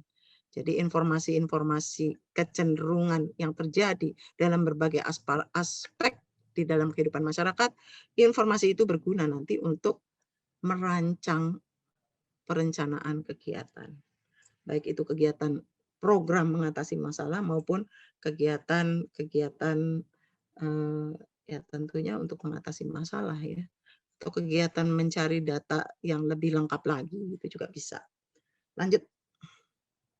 Gambarnya kira-kira seperti ini. Lanjut. Nah, ini manfaatnya bisa Anda baca. Dapat menganalisis berbagai topik dan mengkaji permasalahan yang berkaitan dengan topik tersebut. Misalnya, metode bagan kecenderungan untuk menajamkan penggalian info suatu peristiwa penting atau menonjol yang diperoleh dari teknik penelusuran alur sejarah lokal. Jadi ini gabungan ya, bisa manfaatnya bisa memperdalam informasi-informasi yang sudah lebih dulu ditemukan dari penggunaan teknik penelusuran alur sejarah lokal. Kemudian juga manfaatnya adalah dapat mengorganisasikan berbagai harapan masyarakat serta membantu masyarakat dalam menilai berbagai perubahan yang berdampak baik maupun buruk. Jadi dari bagan kecenderungan tadi, masyarakat akan dilatih untuk bisa memahami, mempunyai kesadaran bahwa di wilayahnya itu ada terjadi perubahan-perubahan yang ke arah berdampak baik maupun berdampak buruk. Yang berdampak baik ya bisa dikuatkan nantinya dalam tindak lanjut, tapi yang berdampak buruk kira-kira diapakan? Tentu harus dicari upaya-upaya pemecahan masalahnya yang dilakukan dalam suatu rencana yang yang baik-baiklah. Rencana-rencana yang terencana baik bagaimana melakukan tindak lanjutnya. Jadi manfaat yang ketiga dapat menentukan rencana guna mengatasi masalah yang sedang dihadapi dan mengantisipasi masalah yang diperkirakan akan muncul. Lanjut. Cara membuat bagan kecenderungan. Caranya gimana, sumbernya apa, jenis informasi apa saja yang bisa digali, partisipannya siapa saja yang bisa terlibat dalam pelaksanaan teknik bagan kecenderungan. Lanjut. Nah, ini kira-kira contohnya seperti ini. Jadi sudah spesifik misalnya tadi. Dalam alur sejarah, penelusuran alur sejarah lokal, diketahui bahwa ada satu peristiwa-peristiwa, misalnya peristiwa pertanian menjadi hancur, gitu ya, pada tahun-tahun sekian, antara tahun sekian sampai tahun sekian. Nah, kita bisa dalami lagi dengan teknik bagan kecenderungan, kira-kira kita akan diskusikan apa saja yang disebut hancur tadi. Kita dalami, kita rinci. Oh, ternyata ada cerita semacam ini. Pada zaman Belanda, pendapatan masyarakat mungkin belum terekam atau terdata, tapi mulai tahun 65 sampai 70, itu menurut masyarakat pendapatannya masih kecil. Semakin ke sini pendapatannya makin banyak, dilambangkan dengan ini, gambar koin-koin yang semakin banyak. Ya. Ini tadinya koinnya 4, terus mulai jadi 5, mulai jadi berapa ini? 6, kemudian mulai banyak di sini. Artinya ini menggambarkan, simbol yang menggambarkan bahwa pendapatan semakin ke sini, semakin dirasakan makin banyak oleh warga masyarakat. Dirasakan seperti itu. Ini simbol ditentukan bersama-sama ya, disepakati. Kalau ngomong pendapatan mungkin kita nggak ingat berapa jutanya, berapa rupiahnya, tapi gambaran seperti ini menggambarkan bahwa ada tren. Oh, pendapatannya makin meningkat dirasakan oleh masyarakat gitu. Kemudian tentang pertaniannya tadi yang dibilang hancur. Apa sih yang terjadi? Yang hancur di bagian mana? Ternyata ini ada hutan mulai rusak ini ya, tergambar dari hutan kopi yang makin ke sini kan makin sedikit, makin ke tahun 93, lama-lama kopinya udah nggak produksi lagi. Nah, lambang-lambang seperti ini sebetulnya harusnya disepakati dulu ya. Kemudian tentang kebun kopi. Kalau di kebun ini juga begitu. Banyak awalnya masih zaman Belanda ini banyak kopi, mungkin juga karena ada kerja paksa ya di situ. Belanda mengharuskan mereka menanam tanaman-tanaman perkebunan gitu. Kemudian tapi pada tahun 90-an ini kopinya sudah semakin jarang. Kebun kopi jarang atau bisa jadi produksi kopinya juga jarang. Nah, ini yang perlu digali. Ini maksudnya kebun kopi atau itu. Memang lambang-lambang ini harusnya disepakati dulu. Maknanya apa? Kebun kopinya berkurang atau kopinya, produksi kopinya menurun. Atau orang yang menanam kopi semakin jarang. Pohon kopi semakin jarang. Nah, ini nih yang nanti perlu dicatat lebih rinci. Kemudian tentang ternak juga begitu, sedikit tapi mulai banyak, tapi mulai berkurang lagi. Pohon mahoni ini semakin ke sini semakin banyak. Mungkin ini ada bantuan pemerintah di sini, sehingga tanaman-tanaman penghijauan mulai ditanam dan di desa itu, ini desa apa nih? Kampung Jurang, Malang Tengah, ya, Lombok Barat. Jadi di Lombok Barat ini ada tren seperti ini di kampung ini. Ada pohon mahoni makin banyak ke sini. Pohon durian di kebun, bagaimana? Semakin banyak ke sini. Kemudian hutan nangka semakin berkurang, tapi berkurangnya tidak drastis. Coba lihat juga debit air. Debit air ini digambarkan semakin ke sini semakin kecil airnya. Artinya kehilangan air banyak. Sumber-sumber air mulai punah. Nah, ini kemudian nanti bisa didalami lagi dengan diskusi-diskusi. Selain ingin menunjukkan tren seperti itu, orang ditanya, kalau tahun segini air bagaimana debitnya? Oh, besar. Tahun sekian, wah makin kecil, makin kecil, makin kecil. Nah, kemudian mereka diajak untuk berdiskusi kenapa ya itu terjadi gitu. Dan bagaimana akibatnya kalau ini trennya akan terus semakin kecil dan lama-lama sumber air hilang. Kira-kira masyarakat akan menderita atau tidak. Nah, gitu. Jadi sambil ada diskusi pendalaman seperti itu. Dan kemudian sambil mencari juga peluang-peluang atau potensi-potensi bagaimana penyelesaian masalah itu. Karena debit air kalau hilang lama-lama, ini tentu masyarakat menjadi makin makin sulit hidupnya. Ya, bertanam apapun tidak bisa, kebutuhan rumah tangga juga menjadi semakin sulit dipenuhi. Tapi yang penting dicari tadi kausalnya, ya. Dan seterusnya. Kira-kira seperti ini. Ini bagan kecenderungan. Ini bagan seperti ini bisa memberikan kita informasi, masyarakat desa maupun kita sendiri menjadi terperangah. Oh, ternyata ini yang terjadi di desa ini. Airnya berkurang, produksi kopinya berkurang, tapi pendapatan berlebih. Makin banyak, dari mana ya diperolehnya? Kira-kira kalau kebunnya makin sedikit, secara ekologis makin rusak, tapi dia pendapatannya lebih banyak. Mungkin harus ada penggalian informasi lain. Apakah di situ ada sumber-sumber ekonomi yang lain ya, di samping pertanian atau perkebunan seperti ini? Kira-kira seperti itu. Lanjut. Nah, ini bentuk grafik yang berbeda lagi dari yang tadi. Yang tadi itu mungkin lebih mudah ya dipahami. Tapi kalau yang ini hampir sama datanya seperti tadi, ada dimensi waktunya di sini tahun 1930 sampai 1993. Kopi tadi kan meningkat terus turun lagi produksinya atau tanaman kopinya. Tapi kopi ini dibagi dua, dibagi tiga, ada kopi hutan, ada kopi kebun, ada kopi UPPRPT, ini mungkin suatu proyek program pemerintah di sini. Nah, ini semuanya trennya kok turun gitu ya. Sejak mulai tahun 80 ini ya, mulai ada program UPPRPT ini, tapi pertamanya digemari orang mulai nanam, tapi makin ke sini turun lagi. Kopi hutan udah jelas, mungkin hutannya juga rusak sehingga kopinya berkurang, gini turun. Nah, ini tapi di kebun ini yang drastis nih turun, dari sejak dulu yang di kebun-kebun orang menanam kopi, tapi semakin ke sini kopinya semakin, pohon kopi semakin jarang. Seperti itu, tapi uang meningkat di sini, kekayaan meningkat. Walaupun kebutuhan juga meningkat, dan meningkatnya jauh lebih besar kebutuhannya daripada kemampuan finansialnya. Nah, ini perlu didiskusikan, tapi trennya begini, dan ini kemudian info-info semacam ini digambarkan secara visual supaya masyarakat mudah membayangkannya. Oh, tren seperti itu, maka ke depan kemungkinannya diprediksi akan seperti apa. Kalau kopinya semakin turun terus dan itu menjadi sumber penghasilan utama, sebetulnya ini akan mengganggu gitu ya, akan menjadi apa? Mungkin nggak untuk ditingkatkan lagi.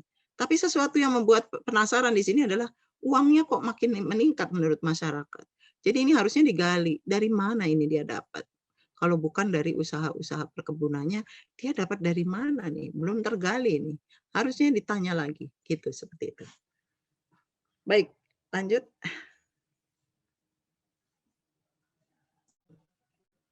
Nah, ini informasi-informasi yang mungkin bisa digali. Ada yang bersifat umum, ada informasi topikal tadi, topik-topik tertentu yang dianggap paling menonjol. Gitu ya. Jadi kalau kita lihat tadi bagian kecenderungan bisa digunakan untuk menggali informasi umum, tapi nanti kalau sudah ketemu informasi umum, Anda bisa pilih bersama masyarakat ingin menggali informasi lebih dalam lagi dalam hal apa. Ya, tadi kalau yang umum udah sudah terinformasikan ada tentang pertanian, maka mungkin topiknya ini bisa diperdalam lagi. Informasi segala aspek permasalahan topik tertentu dalam jangka waktu tertentu. Jadi memberikan informasi jangka waktu tertentu. Kemudian juga memberikan informasi perubahan kuantitatif tadi dalam berbagai aspek sumber daya alam, kehidupan ekonomi, sosial, budaya di desa. Seperti misalnya perubahan perkembangan sumber daya alam tadi ya, perubahan perkembangan penduduk, perubahan dan perkembangan penanaman pohon, baik jenis maupun hasil dan sebagainya. Jadi topik ini terserah bisa disepakati dengan masyarakat mau membahas topik apa saja sebagai suatu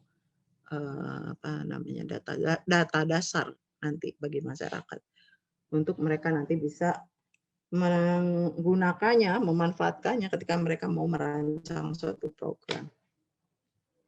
Lanjut. Ini ya, ada informasi yang digali bisa perubahan secara umum, bisa juga mencakup evaluasi program. Jadi informasi evaluasi program juga bisa menggunakan bagan kecenderungan itu. Misalnya dengan menunjukkan kecenderungan dampak yang dirasakan masyarakat. Masyarakat dengan program itu merasa apa? Merasa makin baik kehidupannya atau makin buruk. Jadi bisa tren ini, teknik ini digunakan untuk melakukan suatu evaluasi program secara partisipatif. Jadi kalau Anda punya program di sana terus kepengen dievaluasi secara partisipatif, diantaranya menggali informasi bagaimana manfaat program itu bisa dengan bagan kecenderungan. Ya. Lanjut. Kelemahan dari teknik ini. Sebagian besar kelemahan dari teknik ini adalah berada pada kelemahan keterampilan fasilitator. Ketika fasilitator tidak mampu memotivasi masyarakat, maka isi bagan kecenderungan lebih banyak berisikan pendapat fasilitator sendiri. Ini sering ya terjadi. Saya juga sering begitu gitu. Kalau diajak untuk partisipasi, diem semua. Akhirnya yang banyak ngomong fasilitator dan akhirnya isi bagan kecenderungan itu sebenarnya lebih banyak pendapat-pendapat fasilitator sendiri. Nah, jadi kemampuan untuk memotivasi masyarakat untuk berpendapat tuh memang harus dimiliki ya. Nanti mungkin di bagian-bagian akhir akan ada teknik-teknik komunikasinya seperti apa supaya bisa memotivasi masyarakat mau berbicara. Dan kelemahan lain adalah dapat lebih mengedepankan persepsi masyarakat daripada kondisi real. Ini kadang-kadang masyarakat juga kalau bicara lebay, ya. Persepsi mereka didahulukan tapi tidak jauh dari kondisi realnya begitu. Nah, ini pun harus pandai-pandai fasilitator untuk menanyakan sesuatu, jangan sampai melambung-lambung menjadi persepsi masyarakat yang terlalu diunggulkan persepsinya, tapi faktanya nggak seperti itu. Ya. Sebagian masyarakat mungkin lebih mengagungkan masa lalu daripada masa depan.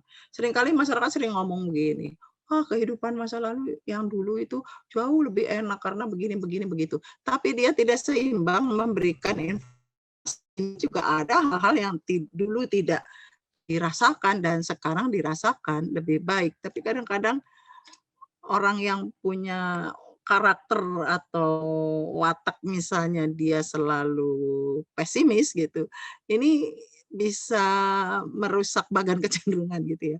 Cenderung masyarakat melihatnya yang lalu-lalu itu bagus, romantisme masa lalu gitu ya, yang sebetulnya ya kadang-kadang susah lagi kita balik ke masa lalu itu ya. Jadi data akan sangat tergantung dari karakter masyarakat, kemudian juga kemampuan fasilitator menggali atau memotivasi masyarakat.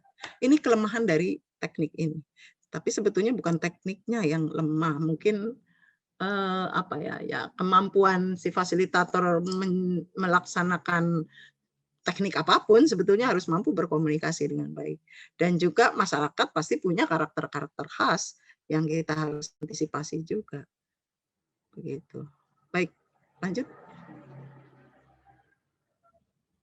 Partisipannya sama ya seperti tadi, kita harus mengidentifikasi orang yang bisa bicara tentang pertanian misalnya, tentu mereka-mereka yang kita undang adalah para petani, para tokoh masyarakatnya, mungkin juga pedagang-pedagang yang terkait dengan hasil-hasil produk pertanian. Jadi identifikasi siapa yang cocok untuk kita ajak bicara adalah orang-orang yang kira-kira bisa memberikan informasi lebih baik ya, karena mereka akrab dengan kehidupan itu. Misalnya dalam aspek pertanian tadi tentu kita undanglah petani-petani besar, petani-petani kecil, semuanya diundang untuk bicara. Nah, kalau terjadi misalnya kita ingin menggali fakta realitas tentang pertanian di desa itu, kecenderungannya seperti apa. Tapi kalau kita bicara di kelompok yang kita gabung, misalnya ada petani kaya, ada buruhnya. seringkali ada kemungkinan buruhnya menjadi tidak bisa partisipatif, tidak informatif. Karena dia punya tekanan-tekanan siapa yang hadir di situ. Nah, kalau ada kejadian seperti ini, fasilitator harus cerdas dan harus sensitif gitu ya. Buatlah pertemuan-pertemuan yang terpisah gitu. Untuk supaya mereka tidak ada punya hambatan-hambatan di dalam memberi informasi dari persepsi mereka. Demikian ya, kira-kira catatan-catatan yang tentu harus Anda catat. Hal-hal apa sih yang harus diperhatikan ketika memfasilitasi penyelenggaraan pertemuan dengan teknik-teknik partisipatif ini. Lanjut. Penerapannya gimana? Angka membuat bagian kecenderungan. Lanjut. Langkah pertama persiapan, sudah pasti. Menyiapkan alat, bahan, mengundang masyarakat, menentukan siapa yang bisa ikut, kemudian undang. Atau bisa juga sebetulnya di lokasi tidak perlu mengundang ke satu tempat, tapi Anda yang mendatangi gitu ya. Ketika orang sedang misalnya tempat banyak kumpul orang tuh kan di warung misalnya ya, sedang banyak orang di situ, kemudian Anda bisa bikin kecil-kecilan satu penggalian informasi dengan teknik partisipatif dalam suasana santai, maka mereka bisa diajak untuk menggali informasi-informasi. Dan itu Anda lakukan di mana-mana gitu. Tapi bisa juga mengundang dalam jumlah yang besar, di mana, di tempat, sesuatu tempat, gitu. Bisa juga seperti itu. Hanya kalau saya kok lebih condong menyelenggarakan teknik ini dengan kelompok-kelompok yang kecil yang kita temui secara alamiah, bukan karena diatur gitu ya. Karena nanti mengurangi mereka menjadi tegang, kaku, akhirnya informasi tidak tergali dengan baik. Lanjut.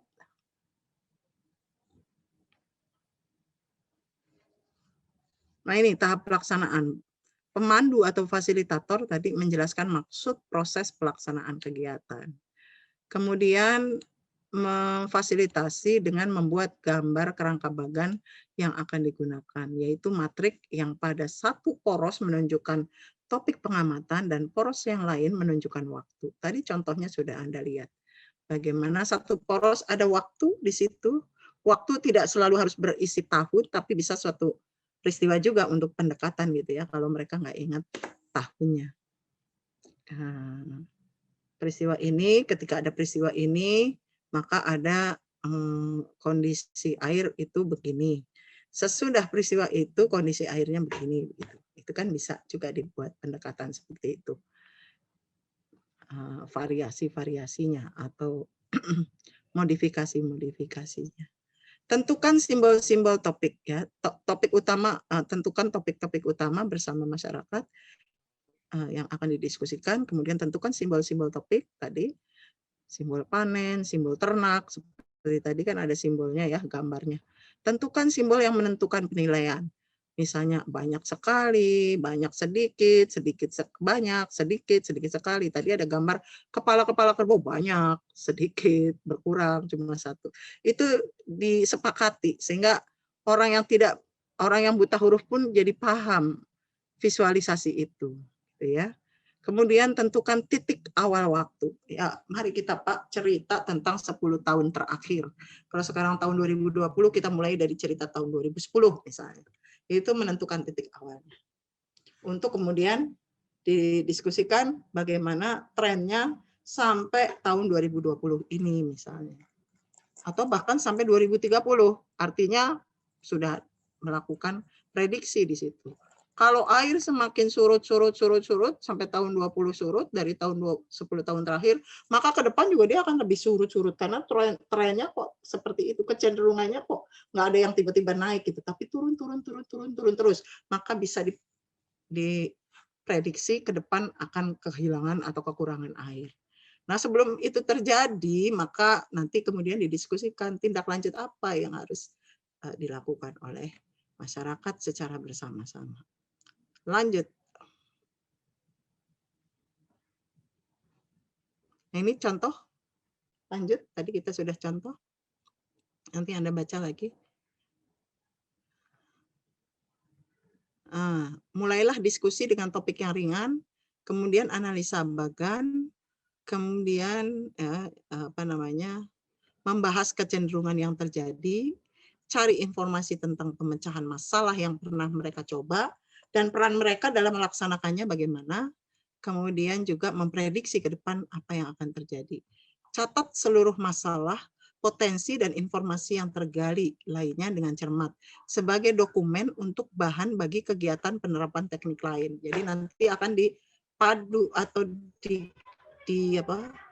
dikombinasikan dengan teknik lain, maka informasi-informasi dasar tadi bisa lebih lengkap, barulah melakukan tindak lanjut membuat suatu program tindakan bersama masyarakat.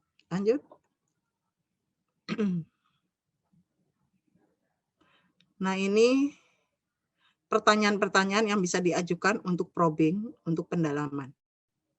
Ini contohnya, apakah kecenderungan dan hasil yang paling penting dari bagan kecenderungan ini, gitu ya, bisa tanya. Apa saja penyebab kecenderungan tersebut? Apa saja yang bisa dikerjakan selanjutnya? Siapa yang bisa berperan dalam perubahan kecenderungan ini? Apa yang bisa dilakukan oleh partisipan diskusi ini untuk mencegah kecenderungan ke arah yang lebih buruk? Begitu. Nah, ini didiskusikan. Lanjut. Wawancara kepada partisipan diperlukan ketika fasilitator menemukan aspek-aspek yang masih meragukan, ya. Jadi kalau kita melihat datanya kok masih kurang valid gitu ya, Anda bisa menggali pertanyaan kepada partisipan atau kepada pihak lain di luar partisipan pertemuan itu. Ya, lanjut.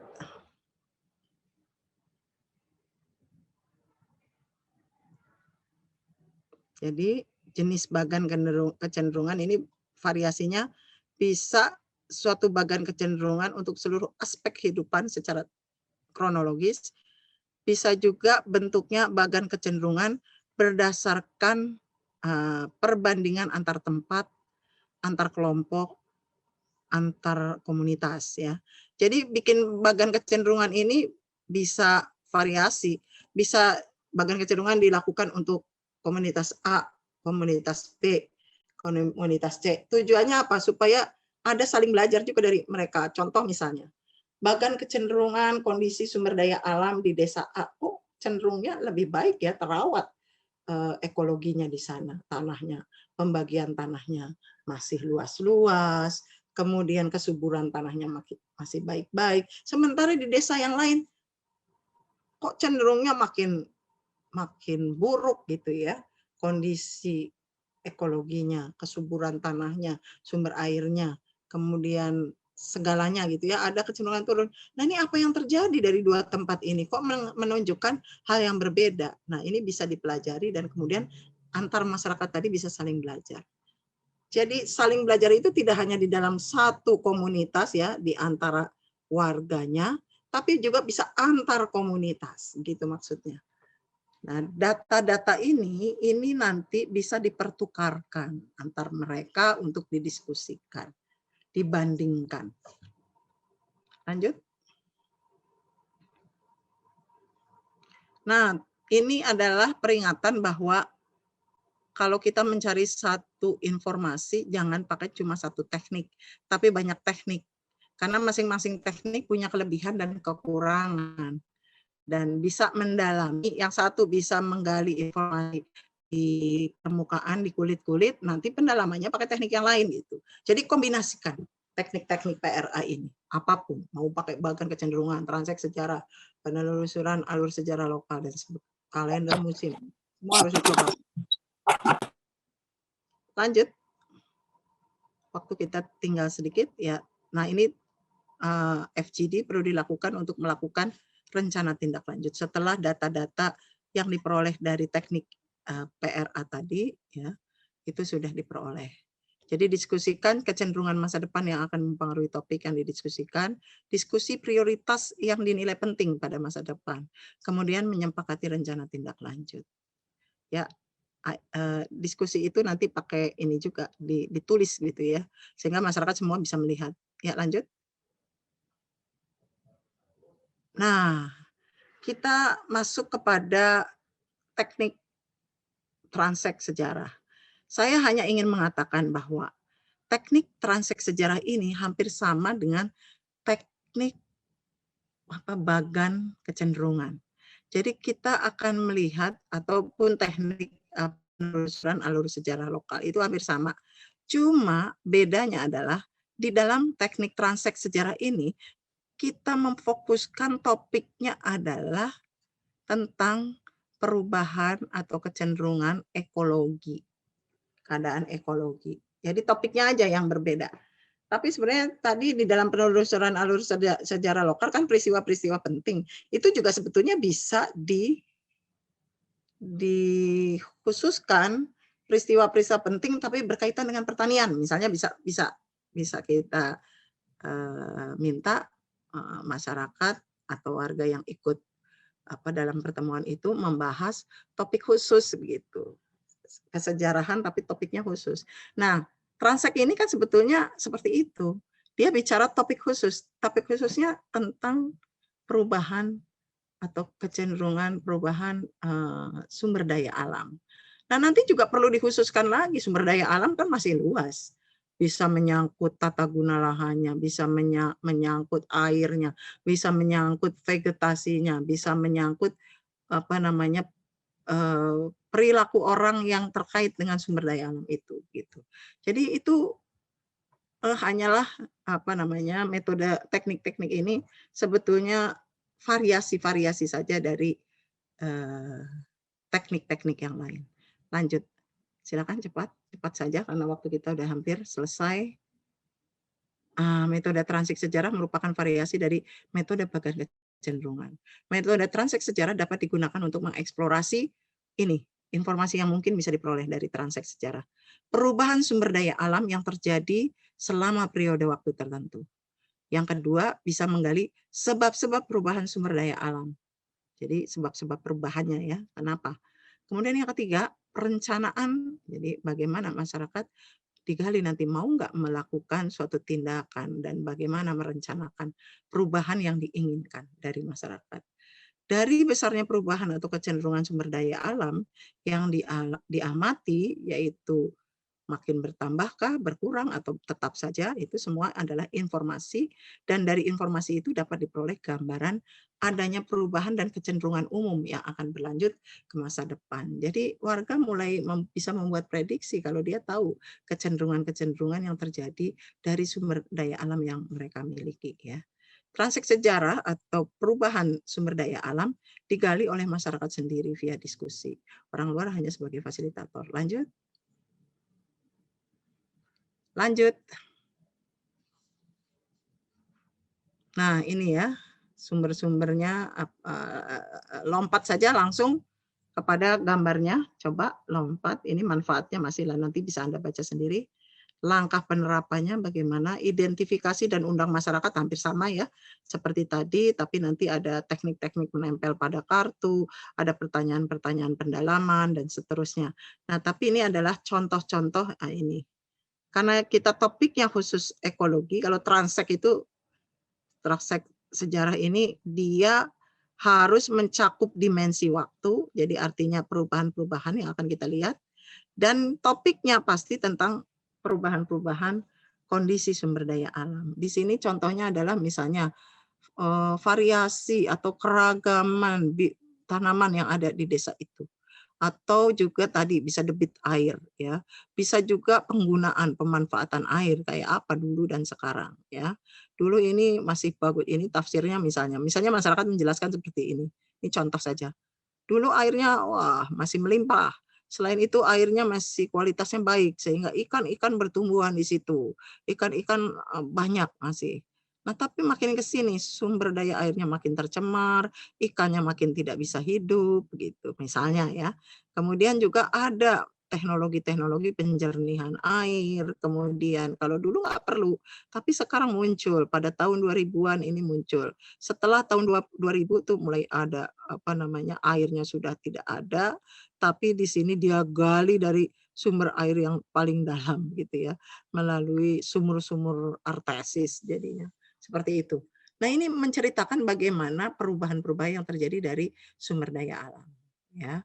Nah, informasi seperti ini sebetulnya berguna ketika nanti kita ingin mengetahui masalah apa yang paling perlu diselesaikan lebih dulu, gitu ya. Apakah ini juga ada hubungan sebab akibat saya rasa antara kondisi atau kualitas air dengan varietas vegetasi yang bisa ditanam, gitu ya. Begitu kira-kira. Jadi digali terus informasinya, yang jelas ada dimensi waktu, jadi ada melihat perubahan dan kemudian topiknya tentang perubahan-perubahan sumber daya alam. Itulah yang dilakukan dengan metode transek sejarah. Cara menyelenggarakannya nanti Anda baca sendiri di atas gitu ya, bagaimana memfasilitasi masyarakat, mengajak mereka mendiskusikan apa, informasi-informasi apa yang kira-kira bisa digali lagi lebih dalam dari ini gitu ya.